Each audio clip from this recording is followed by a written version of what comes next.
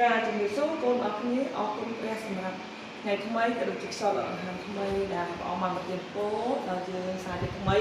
ក្នុងការដែលយើងជួបគ្នាម្ដងទៀតណាកូនចាអញ្ចឹងគូសុខភាពរបស់កូនអរគ្នាសុខសប្បាយចាអញ្ចឹងថ្ងៃនេះគូមានមេរៀនមួយទាក់ទងនឹងគណិតវិទ្យាចាគឺថ្នាក់ទី5មេរៀនទី9គឺប្រភេទដែលអ្នកលើកយកមកបង្រៀនខ្លួនថ្ងៃនេះគឺទាក់ទងជាមួយនឹងចំណោទចាអញ្ចឹងយើងចាប់ផ្ដើមសូមកូនបានអានចំណោទជាមួយនឹងអ្នកគ្រូសិនបាទថ្ងៃមួយនីតាបានធ្វើដំណើរ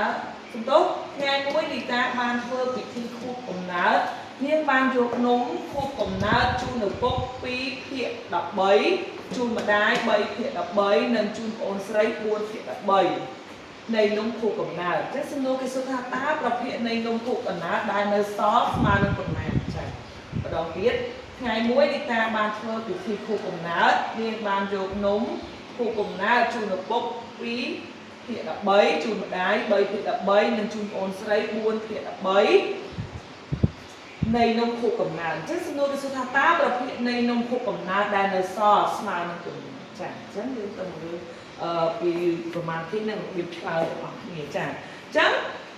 របៀបឆ្លើយរបស់យើងគឺយើងរកប្រភេទនៃនំខួបកំណើតដែលនៅសល់ចាអញ្ចឹងមុននឹងយើងដឹងពីប្រភេទដែលនៅសល់អញ្ចឹងកូនត្រូវយកចំនួននំដែលនីតាគាត់បានជូនឪពុកគាត់និងម្ដាយនិងប្អូនស្រីគាត់យកមកបូកបញ្ចូលគ្នាសិនចាអញ្ចឹងយើងមើលយក2/13 3/13ចាបូកឲ្យ4/13យើងបាន2 + 3 + 4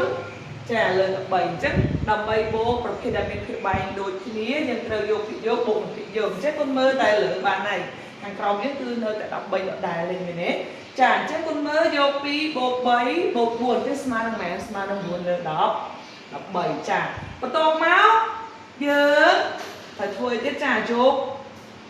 ចំនួននំទាំងមូលអញ្ចឹងនំទាំងមូលគឺម៉ានកូនតែមួយទេមែនអត់ចាអញ្ចឹងនំទាំងមូលចានៅពីរបស់យើងគឺ1ចាយកនំទាំងមូលដកជាមួយនឹងចាចំនួននំដែលយើងបូកបានយើងបានបូកឃើញមិញចា9/13អញ្ចឹងយើងស្មើឲ្យ13/13ហេតុអីបានជាយើងបាន13/13ដោយសារតែ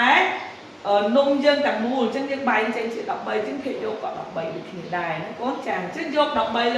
នេះដកជាមួយនឹង9/13ចាអញ្ចឹងយើងបានប៉ុន្មានចា13ដកឲ្យ9/13អញ្ចឹងចម្លើយរបស់យើងគឺ13ដក9នៅសល់4/13ចាអញ្ចឹងយើងដាក់មក1ដកហើយយើងប្រើវងបញ្ចុះមកយើងដាក់2/13 បូកនឹង3/13បូក4/13ស្មើនឹង4/13ចឹងឆ្លើយថាម៉េចចាប្រភេទនៃនំខួបកំណើតដែលនៅសល់ស្មើនឹង4/13ចាអញ្ចឹងនេះគឺជាចម្លើយដែលយើងបានដោះស្រាយចំណោទជាមួយគ្នាចាអញ្ចឹងគូសង្ឃឹមថាពេលដែលកូនមើល